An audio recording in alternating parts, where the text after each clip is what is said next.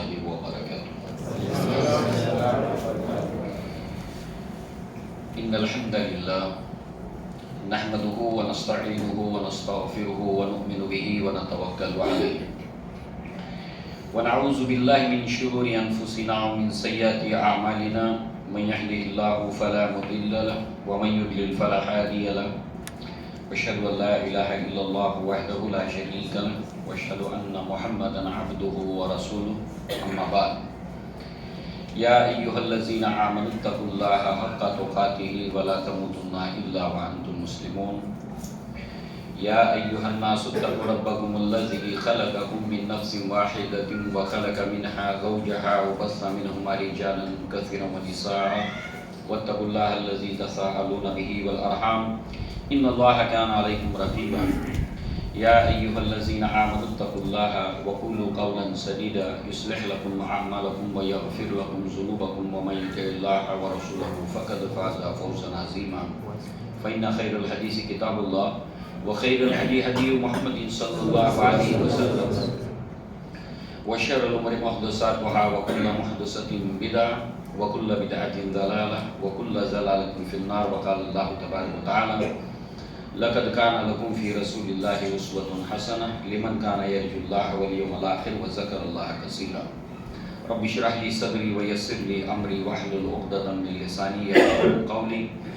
اللهم أرنا الحق حقا وارزقنا اتباعه وأرنا الباطل باطلا وارزقنا اجتنابه آمين يا رب العالمين. اللهم لا سهل إلا ما جعلته سهلا وأنت تجعل الحزن سهلا إذا شئت. سلسلہ سیرت النبی صلی اللہ علیہ وسلم کے بیان میں آج انشاءاللہ اللہ کے نبی کی سیرت کا ایک اہم باب نبوت سے قبل کا وہ ہے بحیرہ راہب سے آپ کی ملاقات. بحیرہ یہ مشہور ہے، باقی اس کا جو نام تھا وہ جرجیس. بہت بڑا عالم، بہت بڑا راہب.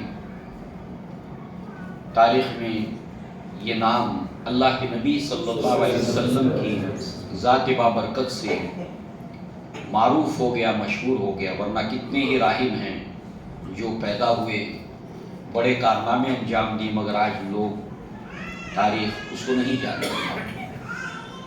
مگر اللہ کے نبی سے جس کا نام جڑ گیا وہ مشہور ہو گیا، معروف ہو گیا، دنیا اس کو یاد رکھتی ہے. یہ ملاقات اللہ کے نبی صلی اللہ علیہ وسلم کی عمر مبارکہ جب 12 سال اور 2 ماہ تھی، عیسوی اعتبار سے 582 کا یہ واقعہ ہے، 582. اور یہ واقعہ کثرت سے احادیث کی کتب میں، سیرت کی کتابوں میں، کتب تاریخ میں سیرت نگاروں نے اکثر و بیشتر شاذ کوئی سیرت کی کتاب ہو جس کے اندر یہ واقعہ نقل نہ ہوا ہو، جو اللہ کے نبی کی ملاقات بحیرہ راہب سے جس کا نام جرجیس تھا ہوئی ہے. مثال کے طور پر احادیث کی کتب میں، جامع ترمذی میں، حاکم کے اندر، اور حاکم میں جو روایت ہے وہ بخاری اور مسلم کی شروط پر، اس کی شرائط پر پوری اترنے والی روایت ہے. البانی رحمہ اللہ نے اس کو نقل کیا ہے. اسی کے ساتھ ساتھ جو ہے وہ بیہقی کے اندر ہے، اور باب ہے دلائل النبوہ، اللہ کے نبی صلی اللہ علیہ وسلم کے نبی ہونے کی دلیل. اس کو بطور شہادت اور دلیل کے لائے ہیں کہ یہ ہے ثبوت کہ اللہ کے نبی اللہ کے رسول ہیں، اللہ کے نبی ہیں. لہذا اس کے علاوہ سیرت کی کتابوں میں، قدیم سے لے کر جدید سیرت کی کتابوں میں کثرت کے ساتھ میں یہ واقعہ موجود ہے. مثلا سیرت ابن اسحاق، سیرت ابن ہشام، سیرت خیر الانام. اسی طریقے سے البانی رحمہ اللہ صحیح سیرت النبی صلی اللہ علیہ وسلم، زاد المعاد، علامہ ابن قیم رحمہ اللہ، الرحیق المختوم جدید تاریخ سیرت کی کتابوں میں. پھر دارالسلام کی شائع شدہ اطلس سیرت اور انسائکلوپیڈیا سیرت. اس کے علاوہ بے شمار ایک لمبی فہرست ہے جس میں یہ واقعہ نقل ہے. اس کی وجہ ہے کہ ہم نے اس سے پہلے بھی اللہ کے نبی کی سیرت کے واقعات کو پڑھا، مگر یہ اس طرح سے اس کے دلائل کو ہم نے اپنے سامنے نہیں رکھا. آج اگر ہم رکھ رہے ہیں تو اس کی وجہ ہے. اسی طریقے سے دیگر کتب کے اندر معجم الابدان، ویکیپیڈیا، انسائکلوپیڈیا، اسی طریقے سے جو ہے وہ البدایہ والنہایہ ابن کثیر رحمہ اللہ، تاریخ اسلام للذہبی اور دیگر کتب کے اندر کثرت کے ساتھ میں یہ واقعہ موجود ہے. اب اس واقعے کو لے کر 3 فریق ہیں. ایک فریق مستشرقین کا ہے. ایک مسلمان کو معلوم ہونا چاہیے کچھ اصطلاحات، کچھ ٹرمینالوجیز. مستشرق جو ہے وہ انگریزی میں اس کو اورینٹلسٹ کہتے ہیں، یعنی جنہوں نے ایسٹرن ایشیا، مشرقی ایشیا کی تاریخ، اس کا کلچر، اس کا سویلائزیشن، اس کی تہذیب، ثقافت، اس کی زبانیں، ان کے اوپر جو ہے وہ کتابیں لکھی.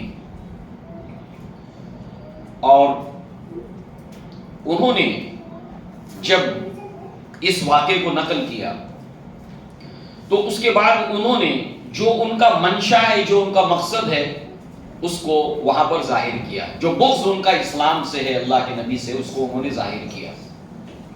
ہم نے اتنی کتابوں کا حوالہ کیوں دیا ہے؟ وجہ جیسے سے ہم آگے بڑھیں گے سمجھ آئے گی. ان میں سے اکثر مستشرقین نے یہ کہا کہ اللہ کے نبی صلی اللہ علیہ وسلم کے تعلق سے کہ آپ نے جو توحید کی تعلیم دی ہے، قرآن مجید میں جو توحید کی تعلیم نظر آتی ہے اور جو آپ نے توحید کی تعلیم دی ہے، وہ دراصل اسی راہب سے سیکھا. ظاہر سی بات ہے علماء نے، اسلاف نے اس کو رد کیا، دلائل بھی پیش کیے. ان میں سے کچھ ہمارے سامنے آئیں گے. اللہ کے نبی کی عمر 12 سال اور 2 مہینے کی ہے. بہت ہی شارٹ ملاقات ہے، بہت مختصر ملاقات ہے. لینگویج کا بیریئر ہے، راہب کی زبان مختلف تھی. اللہ کے نبی صلی اللہ علیہ وسلم عربی زبان جانتے تھے، اور ایک مختصر سی ایک وزٹ ہے، ملاقات ہے، جس میں کتنا کچھ اس نے سکھایا اور اللہ کے نبی نے سیکھا.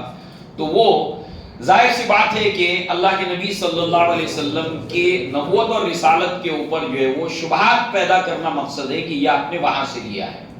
نعوذ باللہ من ذالک.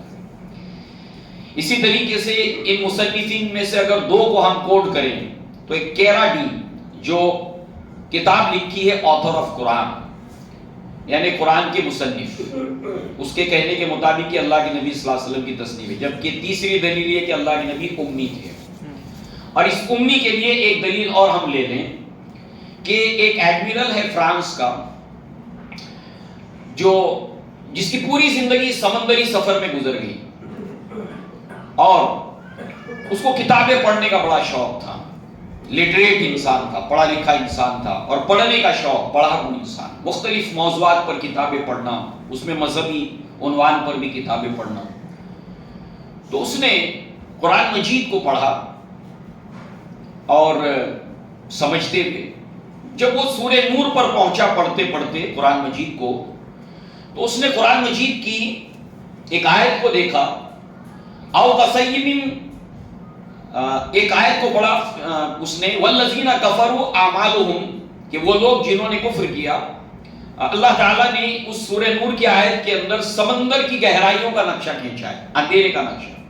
او کظلمات فی بحر لجی یغشاہ موج من فوقہ موج من فوقہ سحاب ظلمات بعضها فوق بعض اذا اخرج یدہ لم یکد یراہا. یہ جو آیت ہے جس میں اللہ تعالیٰ نے مکمل ایک سمندر کے ڈارکنیس کا نقشہ کھینچا ہے، اور سمندر کا اندھیرا بہت ہی زیادہ اندھیرا ہوتا ہے. ایسے وقت میں بالخصوص جب بادل ہوں سیاہ چھائے ہوئے، چاند کا کہیں آتا پتا نہ ہو، ستاروں کا نہ ہو، اور سمندر میں بڑی بڑی موجیں اٹھ رہی ہوں، ایک موج کے اوپر دوسری موج، اور ایک ہاتھ اگر نکالیں تو دوسرا ہاتھ سجائی نہ دے. او کظلمات فی بحر لجی یغشاہ موج من فوقہ موج. اور یہ اندھیرے ظلمات بعضها فوق بعض، اندھیروں کے اوپر اندھیرے. اگر ایک ہاتھ نکالے تو دوسرا ہاتھ سجائی نہ دے. اللہ تعالیٰ نے گمراہ انسانوں کی مثال یہاں پر پیش کی ہے کہ ان کے سامنے ہدایت اور نصیحت پیش کی جائے وہ ہدایت نہیں پانے والے. اس نے جب اس مثال کو پڑھا، اب چونکہ سمندر کا سفر اس کا ایکسپیرینس تھا، 40 سال سے زائد سمندری تجربہ اس کے ذہن میں فوراً سوال پیدا ہوا کہ اس کتاب کا جو مصنف ہے، آتھر ہے، اس کے مطابق کہ اس کو سمندری سفر کا تجربہ ہونا چاہیے خاصا، اچھا خاصا. مگر صرف اتنا کافی نہیں، بلکہ اس کے ساتھ ساتھ وہ ادب سے واقف ہو، لٹریچر سے واقف ہو، ساہتیہ سے واقف ہو کہ ایسا نقشہ مثال کے ذریعے سے پیش کر سکے.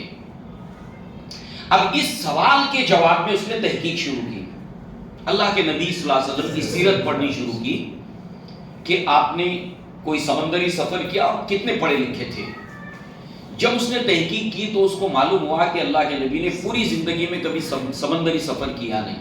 نمبر 1 چونک گیا ہو، اور نمبر 2 آپ امی تھے، اور یہ وجہ بنی اس کے اسلام کے لانے کی. لہذا جو ہے وہ یہاں پر اس کتاب کے نام کے حوالے سے آتھر آف قرآن، اس کا بھی خیال تھا کہ یہ کتاب جو ہے وہ قرآن محمد صلی اللہ علیہ وسلم نے لکھی ہے، جیسے قریش کا بھی بہتان تھا اور الزام تھا. اسی کے ساتھ ساتھ جو ہے وہ اس کے اندر اس نے اس بات کو بتایا کہ بحیرہ راہب جو ہے وہ یہ اس آتھر نے کہ اللہ کے نبی صلی اللہ علیہ وسلم نے بحیرہ راہب سے یہ توحید کی تعلیم سیکھی تھی اور اس کو بعد میں لوگوں کو بتایا. دوسرا ہے ولیم مور، اس نے دا لائف آف محمد صلی اللہ علیہ وسلم، اس کے اندر بھی اس واقعے کو نقل کیا اور اسی بات کو اس نے پیش کیا. اور ایسی ایک لمبی فہرست ہے مستشرقین کی جنہوں نے جو ہے وہ اس بات کو کہا. ایک اوپینین یہ ہے جو اسلام کے مخالفین ہیں، اسلام کے دشمن ہیں. اب اس کے رد عمل کے اندر کچھ مسلمانوں کی جانب سے مسلمان مصنفین اور جنہوں نے لکھا ہے اس کے جواب کے اندر، اس کے رد عمل میں جو لکھا ہے کہ سرے سے کہا کہ ایسی کوئی ملاقات بحیرہ راہب سے ہوئی ہی نہیں، تاکہ نہ رہے بانس نہ بجے بانسری، جڑی کاٹ دی. مگر ایک تیسرا معتدل مزاج ہے. ظاہر سی بات ہے کوئی اگر اللہ کے نبی کے اوپر شبہات بیان کرتا ہے، قرآن کے اوپر، اسلام کے اوپر، تو ظاہر سی بات ہے کہ اس کا مطلب یہ نہیں ہے کہ جو دلائل ہیں ہم اس کو چھوڑ دیں. بحیرہ راہب سے ملاقات ہوئی ہے اللہ کے نبی صلی اللہ علیہ وسلم کی. لہذا اب جو ہے وہ اس کے حوالے سے ہم نے کتابوں کی فہرست دیکھی، احادیث کے حوالے دیکھے، اور اس کے ساتھ ساتھ جو ہے وہ اب آپ دیکھیں کہ یہ محققانہ اور منصفانہ طرز عمل ہے جو سیرت نگاروں نے، محدثین نے اختیار کیا ہے. البانی رحمہ اللہ نے وہ جو روایت ہے حاکم کی اس کو صحیح قرار دیتے ہوئے اس میں کا وہ حصہ جس کے اندر ابو بکر صدیق کا ذکر ہے، بحیرہ راہب کی ملاقات کے اندر جتنے لوگ آتے ہیں اس میں ابو بکر کا ذکر ہے، اور جس کے اندر جو ہے بلال رضی اللہ عنہ کا ذکر ہے، اس کو چھوڑ کر یہ حصہ جو ہے وہ یہ صحیح نہیں ہے. چونکہ ہم سب جانتے ہیں کہ اسلام کے اندر رد و قبول کا ایک پیمانہ ہے، ایک معیار ہے، اور وہ معیار جو ہے وہ جو محدثین نے قائم کیا ہے حدیثوں کو جمع کرتے ہوئے، کہ جس کے اندر ایک مستقل علم وجود میں آیا جس کو اسماء الرجال کہا جاتا ہے، کہ جس کسی نے اللہ کے نبی کی کسی بات کو نقل کیا ہے، اللہ کے نبی کی روایت کو بیان کیا ہے، اس کی زندگی کی تحقیق کی گئی، یہ پیدا کہاں ہوا، پھر اس کی زندگی کے بارے میں پوری تاریخ اتہاس لا کر لاکھوں لوگوں کا، قریب 1 لاکھ لوگوں کی زندگی کا ریکارڈ جمع ہو گیا. اور مستشرقین، دشمنان اسلام اس بات کو مانتے ہیں. اس علم کو متعارف کرانے والے، انٹروڈیوس کرانے والے دنیا کے اندر صرف اور صرف مسلمان ہیں. اتنا احتیاط، اللہ کے نبی سے کوئی بات اگر منسوب ہے اس کی ایسی زبردست تحقیق کی ہے کہ انسان انگشت بدندہ رہ جاتا ہے، دانتوں تلے انگلی داب لیتا ہے. اللہ تعالیٰ نے بڑا کام لیا محدثین سے. لہذا جو ہے وہ اس اعتبار سے آپ دیکھیے کہ فضیلت تو وہ ہے کہ اپنے تو شہادت دیتے ہی ہیں، اپنے تو تعریف کرتے ہی ہیں، قصیدہ خوانی کرتے ہی اور کریں گے، ایمان کا تقاضا بھی ہے. مگر کمال یہ ہے کہ دشمن شہادت دے. الفضل ما شہدت بہ الاعداء. دشمن کہتے کہ ہاں اللہ کے نبی کی احادیث کو جمع کرنے میں جو احتیاط اور جو کمال مسلمانوں نے دکھایا، اس کی نظیر دنیا کی کسی قوم میں نہیں ملتی ہے۔ بہرحال اہل کتاب کے یہاں یعنی یہود اور نصارہ معروف اللہ کے نبی کی بعثت کے تعلق سے پیشن گوئیاں کی گئی تھی کہ آخری نبی آئیں گے، اور اس آخری نبی کی علامات اور نشانیاں اتنی لمبی فہرست ہے ان کی۔ اس کی وجہ کیا ہے؟ تاکہ ان علامتوں کے ذریعے سے تم اس سچے نبی کو اس کا زمانہ جب پا لینا، اس پر ایمان بھی لانا اور اس کی مدد بھی کرنا۔ ایسی بے شمار دلائل۔ تو گویا کہ اللہ تبارک و تعالیٰ نے اس واقعے کو کتب تاریخ میں، احادیث میں باقی رکھا، اس کی حفاظت کی۔ اس کی دو تدبیریں اس میں سے اللہ تعالیٰ کی بے شمار ہیں، مگر ایک تدبیر یہ کہ ایمان لانے والوں کے لیے جو ایمان نہیں لائے، اسلام لائے، ان کے اوپر اتمام حجت ہے، ایک دلیل ہے، اور دوسرے جو مسلمان ہیں ان کے لیے اللہ کے نبی صلی اللہ علیہ وسلم کے اوپر ایمان میں اضافے کی وجہ ہے۔ الایمان یزید و ینقص، ایمان بڑھتا ہے اور ایمان کم بھی ہوتا ہے۔ تو آپ کے نبوت اور رسالت کے اوپر ایمان کے بڑھنے کی یہ وجہ ہے یہ واقعہ، اس لیے محدثین اس کو دلائل النبوہ میں لائے، اللہ کے نبی صلی اللہ علیہ وسلم کی نبوت کی دلیل کے طور پر اس کو لائے ہیں۔ اب دیکھیے، جہاں تک اہل کتاب کا تعلق ہے، کچھ باتوں کو ہم سامنے رکھیں۔ ایک سوال ہے، ہر مسلمان جو دین سے دلچسپی رکھتا ہے وہ اپنے ذہن میں یہ سوال رکھے، یاد رکھے اس کو۔ یہود فلسطین میں آباد تھے، کنعان جس کو کہا جاتا تھا۔ کہ سوال یہ ہے کہ یہ یہاں سے مدینہ میں کیوں پہنچے؟ مدینہ میں ان کے 3 بڑے قبائل تھے، بنو نذیر، بنو قینقاع، بنو قریظہ۔ یہ مدینہ میں آباد تھے صدیوں سے، باہر سے آ کر یہاں آباد ہو گئے۔ سوال ہے کہ یہاں کیوں آئے لوگ؟ اس کا جواب مورخین، محققین یہ دیتے ہیں، ان کے آنے کی وجہ بالکل مدلل ہے، وہ آخری نبی کی تلاش میں یہاں پہنچے تھے، اور اس کے دلائل قرآن مجید کے اندر موجود ہے۔ ایک دلیل تو ہم نے بارہا دیکھی سلمان فارسی کی۔ سلمان فارسی مدینہ پہنچے تھے کس کی تلاش میں؟ محمد رسول اللہ صلی اللہ علیہ وسلم کی تلاش میں۔ سلمان فارسی کی رہنمائی کی کس نے؟ ایک راہب نے۔ آخری نبی آئے گا، پیدا یہاں ہوگا، ہجرت اس شہر میں کرے گا، اس شہر کا جغرافیکل لوکیشن ایسا ہوگا، اور اس نبی کی 3 نشانیاں سلمان فارسی کو بتائیں۔ اہل کتاب مدینہ میں آ کر آباد ہوئے تھے اللہ کے نبی کی تلاش میں۔ اسی کے ساتھ ساتھ قرآن مجید کے کچھ دلائل اگر ہم دیکھیں تو اس کے اندر جو ہے وہ سورہ بقرہ کی آیت نمبر 146، آیت نمبر 89 اس کے اندر بھی جو ہے وہ ہمیں اس کے شواہد اور دلائل جو ہے وہ ملتے ہیں۔ سورہ بقرہ کی آیت نمبر 146 کے اندر اللہ تبارک و تعالیٰ نے فرمایا، الذین آتیناہم الکتاب یعرفونہ کما یعرفون ابناءہم، کہ یہ لوگ اللہ کے نبی صلی اللہ علیہ وسلم کو اس طرح سے پہچان گئے ہیں جیسے کہ کوئی باپ جو ہے وہ اپنے بیٹے کو پہچانتا، دھوکہ اس میں وہ نہیں کھاتا ہے، اس طریقے سے جو ہے وہ اللہ کے رسول صلی اللہ علیہ وسلم کو پہچان گئے ہیں۔ اسی طریقے سے دوسری دلیل جو سورہ بقرہ ہی کے اندر آیت نمبر 89 کے اندر ہے، 90 میں ایک کم، وَلَمَّا جَاءَهُمْ كِتَابٌ مِّنْ عِندِ اللَّهِ مُصَدِّقٌ لِّمَا مَعَهُمْ وَكَانُوا مِن قَبْلُ يَسْتَفْتِحُونَ عَلَى الَّذِينَ كَفَرُوا فَلَمَّا جَاءَهُمْ مَا عَرَفُوا كَفَرُوا بِهِ فَلَعنَةُ اللَّهِ عَلَى الْكَافِرِينَ، کہ جب آئے ان کے پاس، یعنی بنو قریظہ، بنو نذیر، بنو قینقاع، یہود، نصارہ، اہل کتاب کے پاس جب نبی مبعوث ہو کر آئے تو اس کے بعد اللہ کی جانب سے کتاب لے کر، تو جو تصدیق کرتی تھی کتاب جو ان کے پاس ہے، تورات اور انجیل، اس کی تصدیق کرتی تھی۔ اور اس سے پہلے وَكَانُوا مِن قَبْلُ، اور اس سے پہلے یہ یہود جو ہے وہ کیا کرتے تھے؟ یَسْتَفْتِحُونَ عَلَى الَّذِينَ كَفَرُوا، وہ جو ہے وہ اہل کے جو کافر لوگ ہیں. اب یہ کافر لوگ کون تھے؟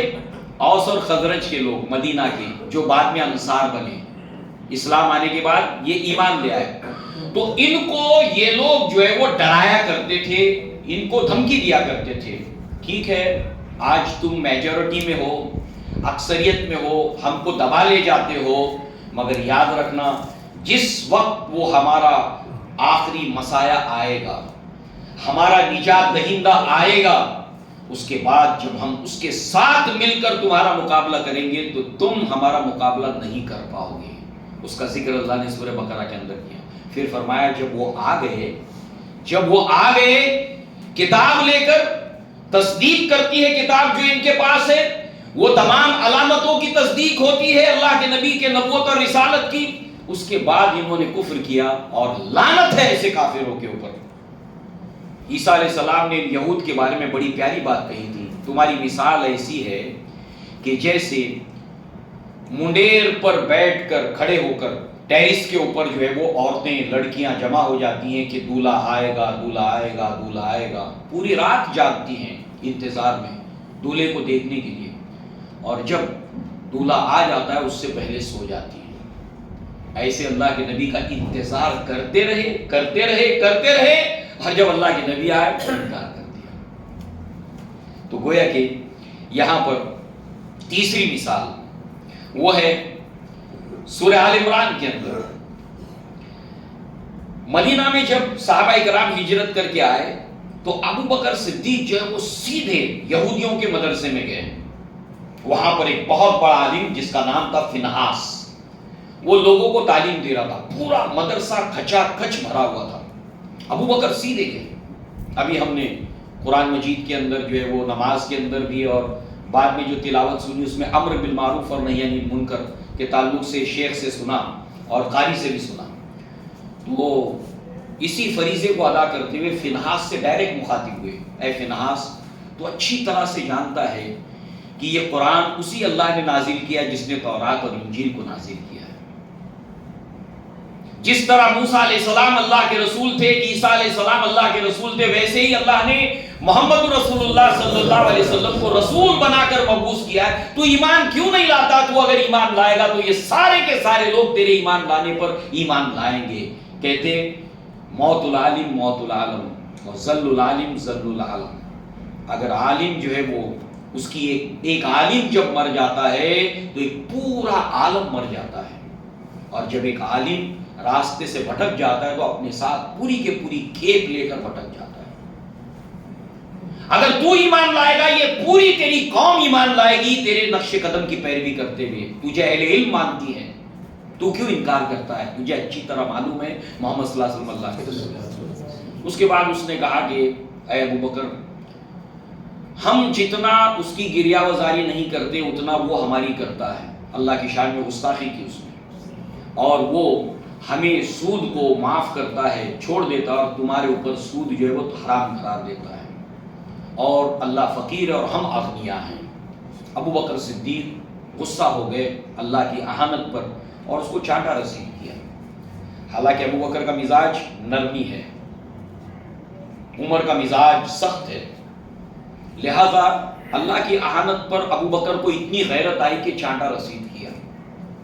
اب معاملہ اللہ کے نبی کی خدمت میں پہنچا. فنحاس نے کہا کہ مجھے چانٹا رسید کیا، اور قصاص مدینہ میں شریعت نازل ہوئی. چانٹے کا جواب چانٹا ہے. ابو بکر صدیق کے مبارک گال ہیں، اور یہ منحوس، یہ جھوٹا فنحاس، یہ ابو بکر کے صدیق کے رخسار کے اوپر چانٹا لگائے گا قصاص میں. کہا کہ میں نے ایسا کہا ہی نہیں. ابو بکر نے کہا کہ اس نے ایسا ایسا اللہ کی شان میں گستاخی کی. کہا میں نے ایسا کہا ہی نہیں، مکر گیا. اور ایک بھی یہودی شہادت دینے کو تیار نہیں ہے. جھوٹی قوم، آج بھی جھوٹی، آج بھی جھوٹی، کوئی گواہی دینے کے لیے تیار نہیں ہے. اس پر جو ہے وہ اگر ابو بکر صدیق کو اللہ کے لیے غیرت ہے تو اللہ کے غیور ہے. اللہ کو ابو بکر کے لیے غیرت ہے. اللہ نے ابو بکر صدیق کی شہادت کے اندر قرآن میں آیت نازل کی، لَقَدْ سَمِعَ اللَّهُ قَوْلَ الَّذِينَ قَالُوا إِنَّ اللَّهَ فَقِيرٌ وَنَحْنُ أَغْنِيَاءُ. اللہ نے ان کے قول کو سن لیا جو کہتے ہیں کہ اللہ فقیر ہے اور ہم اغنیا ہے. سنکتب ما قالوا وقتلهم الانبیاء بغیر حق ونقول ذوقوا عذاب الحریق عذاب الحریق. جو کچھ انہوں نے کہا اللہ نے لکھ دیا ہے، اب ان کے لیے دردناک عذاب ہے. یہ ہے معاملہ ان لوگوں کا کہ انہوں نے اللہ کے نبی صلی اللہ علیہ وسلم کی نبوت اور رسالت کو دلائل کے باوجود بھی انکار کر دیا، منع کر دیا. یہود میں سے بہت تھوڑے ایمان لائے، نصارہ میں سے بڑی تعداد میں ایمان لائے. اور ہم سن لیں کہ قرب قیامت پوری عیسائی دنیا اسلام میں داخل ہو جائے گی، پوری عیسائی دنیا. آج کے حالات کو دیکھ کر ہمیں کبھی مایوس نہیں ہونا چاہیے. دیکھ کر رنگ چمن پریشان ہو مالی، کوکبے غنچے سے شاخیں ہیں چمکنے والی. خس و خاشاک سے ہوتا ہے چمن خالی، گل بر انداز خون شہدا کی لالی. آنکھ جو کچھ کے دیکھتی ہے زباں پہ آ سکتا نہیں. آنے والی کل کی تصویر جو دیکھتا ہوں میں، زباں پہ میں لا نہیں سکتا اس کو. یہ دنیا کیا سے کیا ہو جائے گی، شب غریزہ ہوگی آخر جلوے خورشید سے. یہ چمن معمور ہوگا نغمے توحید سے. یہ ہو کر رہے گا، اس سے پہلے قیامت نہیں آنے والی. پوری عیسائی دنیا، جتنے ورلڈ نیشن سے عیسائی دنیا کے، وہ سب کے سب اسلام میں انشاءاللہ داخل ہو جائیں. اللہ کے نبی نے اس کی پیشن گوئی کی ہے.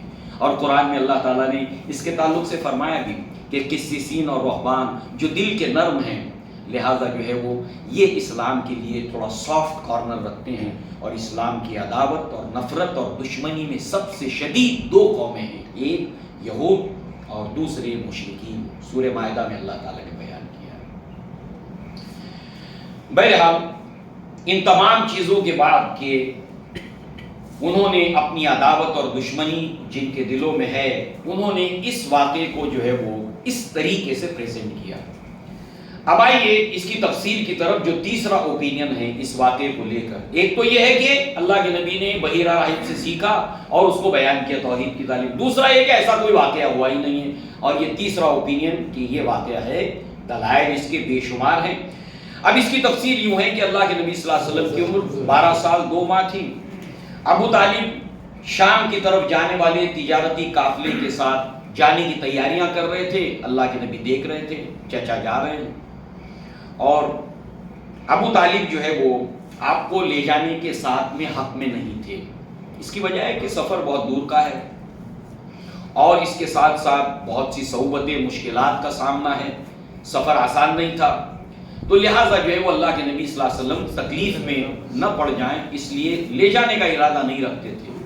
مگر جو ہے وہ اللہ کے نبی کے چہرے کے اوپر کرب جدائی، اپنے چچا سے علیحدہ ہونے کی جو غم تھا وہ چہرے سے نمایاں ہو رہا تھا. بہرحال ابو طالب نے اللہ کے نبی صلی اللہ علیہ وسلم کو اپنے ساتھ میں لیا.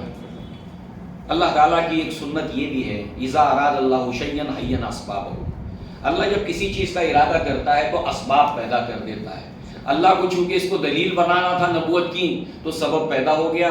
اللہ تعالیٰ نے ابو طالب کے دل میں بات ڈال دی کہ نہیں، تمہیں نبی کو ساتھ میں لے جانا ہے، کیونکہ ایک بہت اہم واقعہ ہے جو قیامت تک لوگ پڑھ کر اسلام میں داخل ہوتے رہیں گے، لے جانا ہے. لہذا آپ کو ساتھ میں لیا اور اللہ کے نبی صلی اللہ علیہ وسلم اپنے چچا کے ساتھ میں یہ سفر کرتے ہیں. اب شام کی طرف جاتے ہوئے کچھ منزلیں تھیں ان کی اسٹیشنز پہ جہاں پر وہ لوگ ہالٹ کرتے تھے. اس میں سے ایک منزل تھی بصرہ. یہاں پر قریش نے، تجارتی قافلے نے اسٹے کیا اور یہاں پر ہالٹ کیا. لہذا یہ جو بصرہ کا علاقہ تھا یہ اصل میں رومی سلطنت کی کالونی تھا، اس کے قبضے میں تھا. یہ بصرہ کا علاقہ رومیوں کی کالونی تھا، نو آبادی تھا، ان کے قبضے میں تھا اور یہ دارالحکومت بھی تھا بصرہ. اب جب یہ تجارتی قافلہ بصرہ میں پہنچا ہے تو آج تک کبھی بھی ایسا ہوا ہی نہیں تھا. یہ راہب یہیں رہتا تھا، بحیرہ راہب جرجس جس کا نام تھا. یہ اپنے عبادت خانے سے باہر نکلا، نہیں نکلتا تھا. یہ پہلی بار یہ باہر آیا ہے اس وقت جب تجارتی قافلہ آیا ہے، باہر آتا ہے. اور باہر آنے کے بعد میں جو ہے وہ اس تجارتی قافلے میں تلاش کرتا ہے اور تجسس کے ساتھ یعنی کھوجتے ہوئے اللہ کے نبی صلی اللہ علیہ وسلم تک پہنچ جاتا ہے اور آپ کا ہاتھ تھام کر کہتا ہے قالا ھذا سید العالمین ھذا رسول رب العالمین یبعثہ اللہ رحمتا للعالمین۔ اب آپ دیکھیے ان مستشرقین نے اسی روایت کو نقل کیا دلیل کے طور پر کہ راہب سے سیکھا ہے، اللہ کے نبی نے توحید کی تعلیم کو اور بعد میں بیان کیا، مگر جو اپنے مطلب کا ہے، جو ان کو سوٹ کرتا ہے اس کو لیا اور جو سوٹ نہیں کرتا اس کو چھوڑ دیا۔ یہ بحیرہ راہب نے کہا ہے، اس کو نہیں دیا انہوں نے۔ کیوں؟ کیونکہ بحیرہ راہب نے آپ کے رسول ہونے کی شہادت دے دی کہ یہ سید العالمین ہے، اللہ تعالیٰ نے انہیں رحمت للعالمین بنا کر بھیجا ہے، تو ان کی وہ حرکت ہے کہ میٹھا میٹھا ہپ ہپ اور کڑوا کڑوا تھو تھو، جو اپنے من پسند کا ہے اس کو لے لو اور جو من پسند کا نہیں ہے اس کو چھوڑ دو۔ تو اس کو چھوڑ دیا، پک اینڈ چوز، جو اپنے کو سوٹ کرتا ہے اس کو لیا، جو سوٹ نہیں کرتا اس کو چھوڑ دیا۔ لہذا اس کے بعد جو ہے وہ جب اس نے یہ بات کہی تو جو اشراف قریش ہے، قریش کے سرداروں نے کہا کہ آپ کو کیسے معلوم؟ فقال له اشیاخ من قریش، قریش کے بڑے بڑے سرداروں نے اس سے پوچھا کہ آپ کیسے جانتے؟ ما علم کا، آپ کو کیسے یہ معلوم؟ کہا لم یبقى شجر ولا حجر الا خر ساجدا ولا یسجدان الا للنبی انکم ہینا اسرفتم من الاقبا۔ ابھی ایک اور بات ہے، یہ دو باتیں پہلے ہم سن لیں کہ جس وقت تم لوگ اس گھاٹی میں داخل ہوئے، بصرہ کی طرف گھاٹیوں میں سے داخل ہوئے، اس وقت جو ہے وہ کوئی ایسا درخت نہیں تھا، لم یبقى شجر ولا حجر، نہ کوئی پتھر ایسا تھا نہ کوئی درخت ایسا تھا جس نے انہیں سجدہ نہ کیا ہو، اور یہ درخت اور یہ پتھر سجدہ نہیں کرتے مگر صرف اور صرف نبی کے لیے۔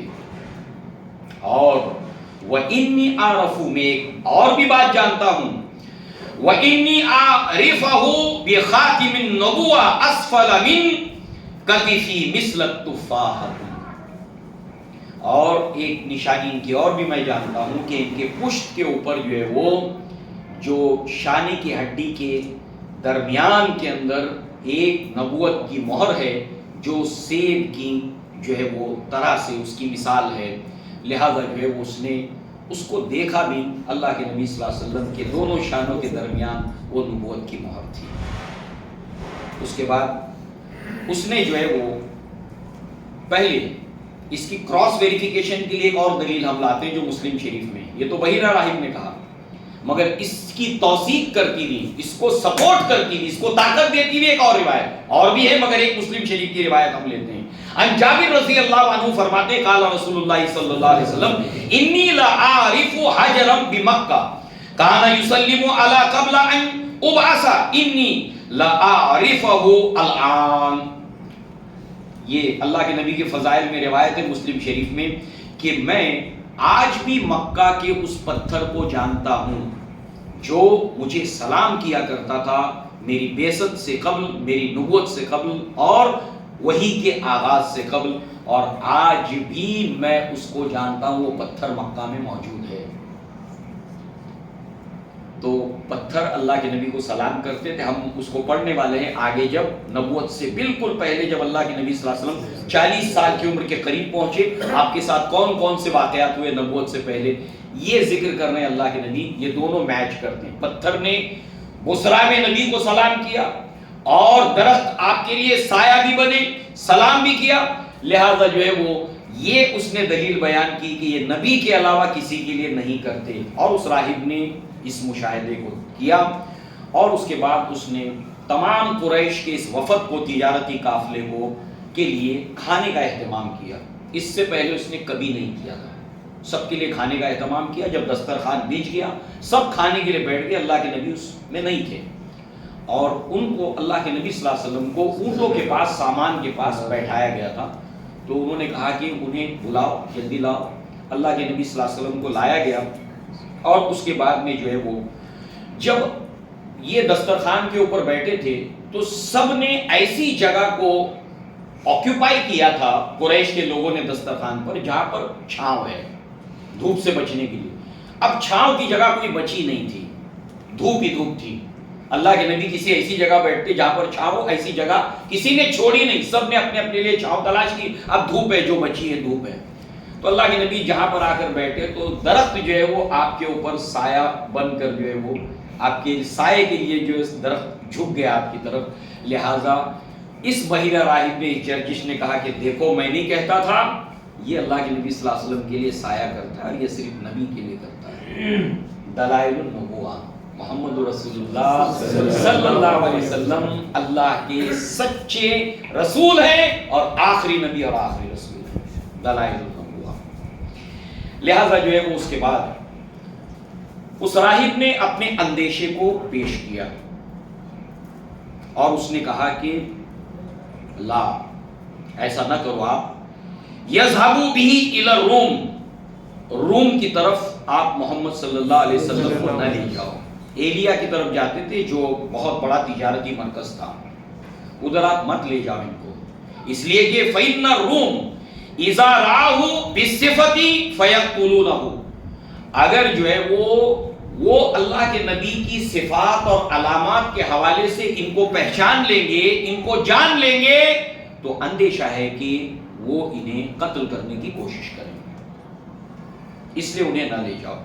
اس لیے بہتر ہے کہ آپ انہیں یہاں سے واپس لے جاؤ, واپس مکہ بھیج دو. اب چلیے اس بات کو روکتے ہوئے ہم تھوڑا دیکھتے ہیں کہ آخر اس کی کیا وجہ ہے, اس کے اسباب کیا ہیں کہ یہود نے اللہ کے نبی کے اوپر کئی قاتلانہ حملے کیے. اور ایسا ہی نہیں ہے کہ صرف اللہ کے نبی کے اوپر, اس سے پہلے کئی انبیاء کو انہوں نے قتل کیا ہے. یحییٰ علیہ السلام کو قتل کیا, زکریا علیہ السلام کو قتل کیا, کئی نبیوں کو جھٹلایا, عیسیٰ علیہ السلام کا انکار کیا. تو لہٰذا ایک ان کی نفرت اور تعصب یہ تھا اللہ کے نبی سے کہ محمد رسول اللہ صلی اللہ علیہ وسلم ابراہیم علیہ السلام کے بڑے بیٹے اسماعیل علیہ السلام کی نسل میں آئے. نسلی قوم ہے, آج بھی بڑی نسل پرست قوم ہے. وہ اپنے آپ کو سب سے سپیریئر مانتے ہیں اپنی نسل کو. We are chosen people of Lord. وہ کہتے ہیں کہ ہم ہی جو ہے وہ خالق کائنات کے چنندہ بندے ہیں اور ہمارے علاوہ جتنے یہ انسان دکھائی دیتے یہ انسان ہے ہی نہیں. ان میں دوسرے انسانوں کے لیے رحم کیوں نہیں ہے؟ اس لیے نہیں ہے کہ وہ ان کو انسان سمجھتے نہیں. وہ کہتے ہیں کہ انسان نما ہے, they all are Gentiles, یہ چوپائے ہیں اور ان سب کو ہماری چاکری کے لیے پیدا کیا گیا ہے. یہ سب ہمارے غلام ہیں, یہ ہماری خدمت کریں, ہم ہیں سب سے سپیریئر. تو یہ نسل پرست قوم ہے. لہٰذا ان کو بڑی تکلیف تھی بنی اسماعیل میں کیوں آئے. اللہ تعالیٰ نے ان کا کاؤنٹر کیا ہے. ٹھیک ہے, تم کو اس بات پر اعتراض ہے, آبجیکشن ہے کہ آخری نبی بنو اسماعیل میں کیوں آئے. تو یہ بتاؤ, جو انبیاء بنو اسحاق کے اندر آئے تھے, ابراہیم علیہ السلام کے چھوٹے بیٹے, چاہے وہ عیسیٰ علیہ السلام ہو, چاہے زکریا علیہ السلام ہو, چاہے یحییٰ علیہ السلام ہو, اور ایک لمبی فہرست ہے, یہ تو تمہاری ہی نسل میں آئے تھے اسحاق علیہ السلام کی. اس کو تم نے قتل کیوں کیا؟ ادھر کیا وجہ تھی؟ لہذا جو ہے وہ یہ ایک وجہ تھی نسلی تعصب. پھر اسلام سے ان کا شدید حسد, شدید حسد. سب سے زیادہ اللہ کی دھرتی کے اوپر اسلام سے, قرآن سے, نبی سے نفرت کرنے والی کوئی قوم اگر ہے تو یہود ہے. نمبر 2.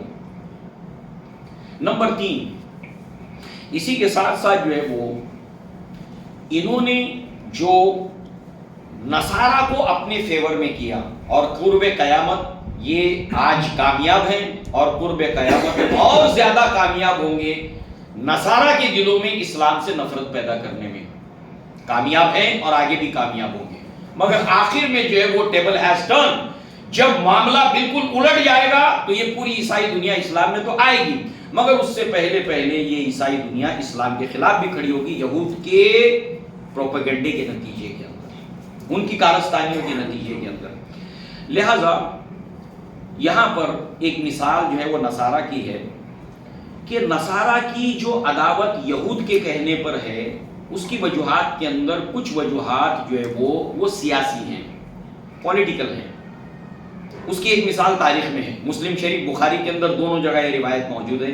مسلم شریف کے اندر کتاب الایمان میں ہے اور بخاری کے اندر بھی یہ روایت جو ہے وہ موجود ہے.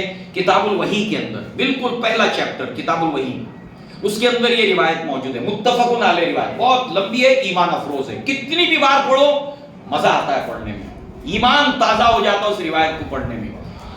اب اس کا ایک خلاصہ اپنے سامنے رکھے اور لاسٹ میں جو اس نے کنکلوڈ کیا ہے, ہیرکولس بادشاہ روم کا, صلح حدیبیہ ہو گئی تھی ہجرت کے 6 سال میں. اللہ کے نبی صلی اللہ علیہ وسلم عمرہ کے لیے گئے, خواب کے مطابق عمرہ کرنے نہیں دیا مگر وہاں پر صلح ہو گئی جس کو اللہ نے فتح مبین قرار دیا. اِنَّا فَتَحْنَا لَكَ فَتْحًا مُبِينًا. اب جب یہ صلح ہو گئی تو اس کے بعد اس کے اندر ایک شرط تھی کہ ہم لوگ اب 10 سال تک جنگ نہیں کریں گے, نا جنگ معاہدہ, نو وار پیکٹ. قریش ہم آپس میں نہیں لڑیں گے, 10 سال تک ہم آپس میں نہیں لڑیں گے.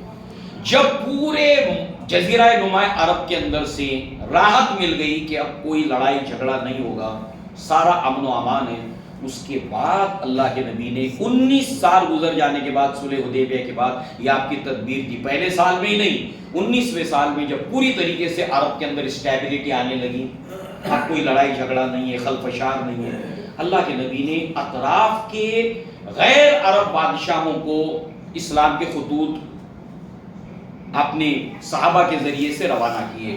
اس کے اندر اسمہا نجاشی بادشاہ حبشہ کا, ایتھوپیا کا, اس کے اندر ایران کے بادشاہ کی طرف آپ نے خط بھیجا دعوتی, اسلام قبول کر لو سلامتی پاؤ گے, اگر تم انکار کر دو گے پوری قوم تمہارے پیچھے انکار کر دے گی, اس لیے کہ قومیں اپنے بادشاہ کی دین کے اوپر ہوتی ہے. اللہ کے نبی نے فرمایا. اسی طریقے سے اللہ کے نبی نے ہرکل بادشاہ کو بھی دعوتی خط بھیجا. جب اس کو دعوتی خط ملا اس نے پڑھا اور پڑھنے کے بعد اس نے یہ کام کیا کہ اس نے کہا کہ کوئی عرب سے تجارتی قافلہ اس وقت ایلیا میں آیا ہے, تو بتایا گیا کہ ہاں آیا ہے. کہا ان ساروں کو میرے سامنے دربار میں پیش کرو. یہ متفق علیہ واقعہ ہے احادیث کی کتب میں, بخاری مسلم دونوں میں, اس کے علاوہ دیگر کتب احادیث میں بھی. اس تجارتی قافلے کو سامنے پیش کیا گیا جو ہے وہ ہیرکولس کے سامنے, وہ تخت کے اوپر بیٹھا ہے. اس نے کہا کہ تمہارے درمیان, ترجمان بیچ میں ٹرانسلیٹر تھا, انوادک, اس نے کہا کہ ان کے اندر جو رشتہ داری کے اعتبار سے سب سے زیادہ محمد صلی اللہ علیہ وسلم کے قریب ہے وہ کون ہے؟ تو پوچھا گیا تو ابو سفیان نے کہا میں, اس لیے کہ ام حبیبہ سے اللہ کے نبی کا نکاح ہو چکا تھا اور اللہ کے نبی صلی اللہ علیہ وسلم رشتے میں آپ کے داماد تھے. تو کہا کہ میں رشتے کے اعتبار سے سب سے کلوز ہوں. کہا اس آدمی کو سب سے آگے بٹھاؤ اور باقی سب کو اس کے پیچھے بٹھاؤ.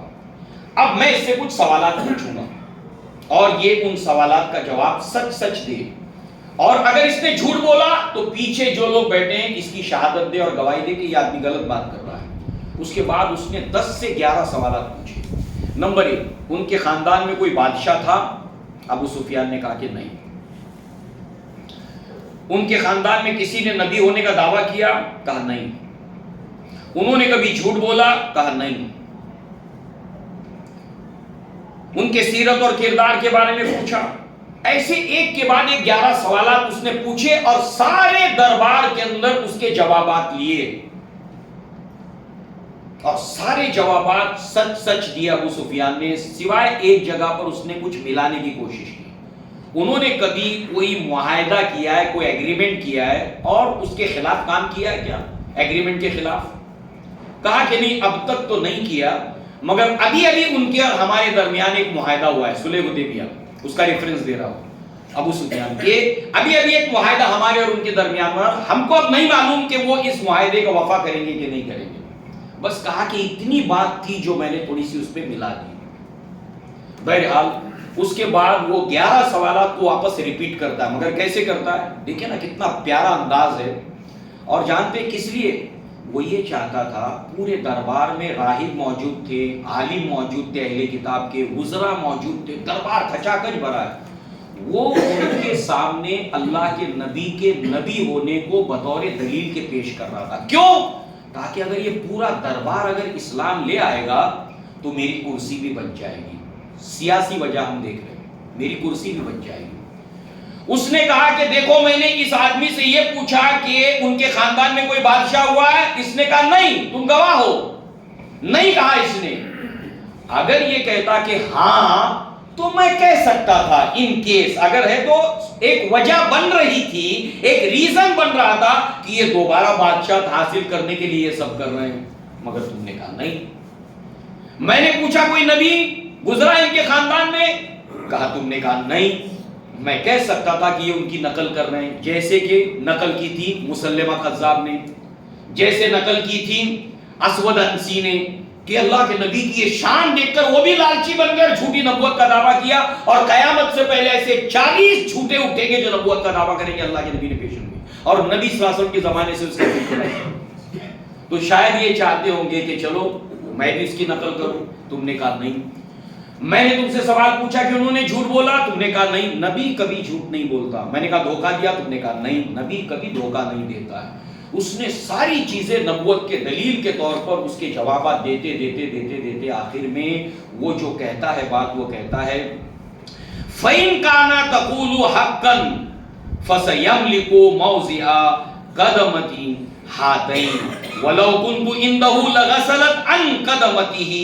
بخاری کی روایت کا یہ حصہ ہے، کہتا ہے کہ جیسے کہ تم نے یہ ساری باتیں بتائی ہیں اور یہ حق ہیں، اور ان قریب وہ مالک ہو جائیں گے اس جگہ پہ جس جگہ پہ میں اس وقت تمہارے سامنے کھڑا ہوں، میرے قدم ہے اس کے، وہ مالک ہو جائیں گے۔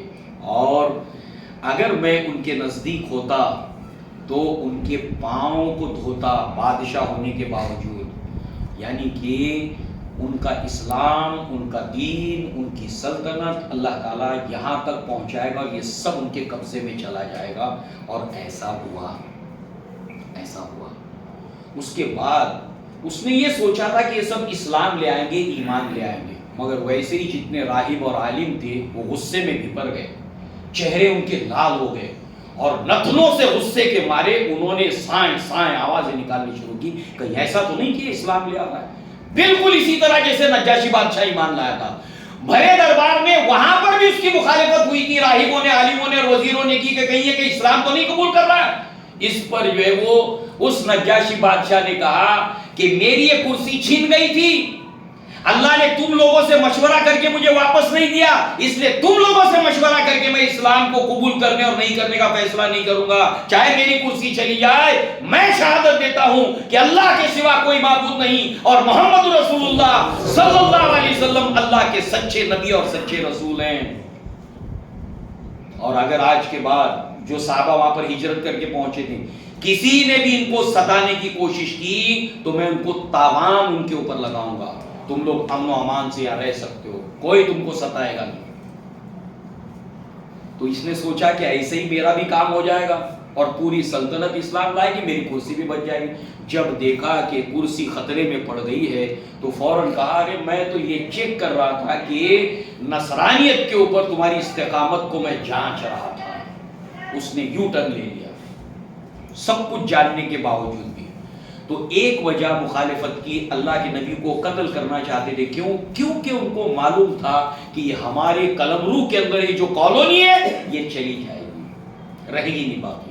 دس از دا ریزن، نسلی وجہ ہے یہود کی جانب سے، جس کی وجہ سے لوگوں کے ذہن میں سوال آتا ہے کیوں قتل کرنا چاہتے، تو ہمیں معلوم ہے دیٹ آل ریزنز، یہ ساری وجوہات ہیں ان کی نفرت کی، اس میں سے ایک سیاسی وجہ ہے۔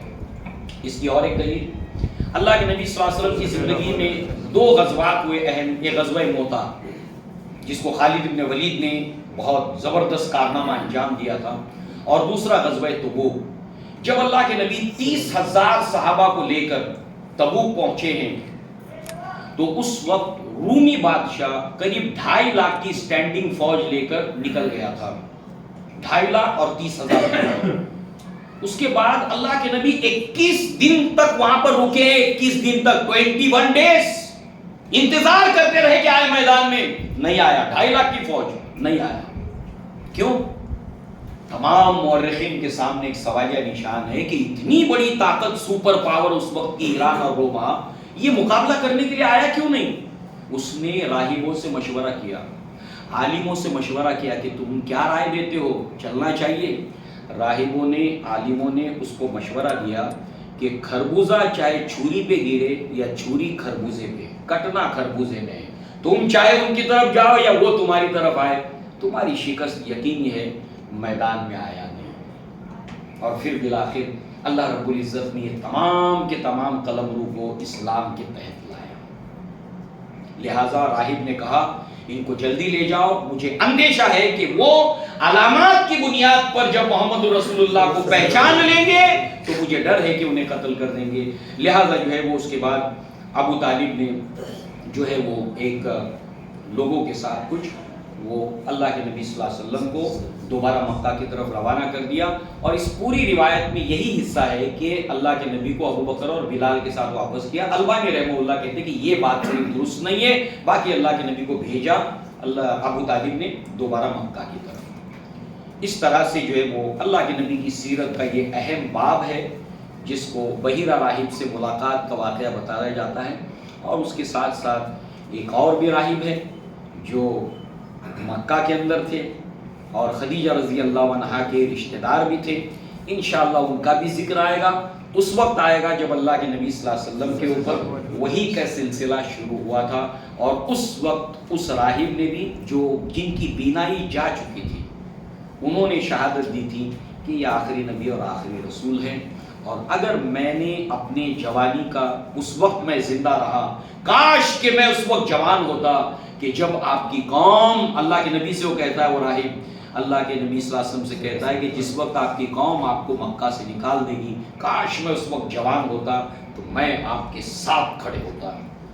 تو اس پر اللہ کے نبی نے حیرانی کا اظہار کیا کہ جو قوم مجھے امین کہتی ہے، صادق کہتی ہے، مجھے اتنا چاہتی ہے، مجھے امانت دار کہتی ہے، وہ قوم مجھے نکال دے گی۔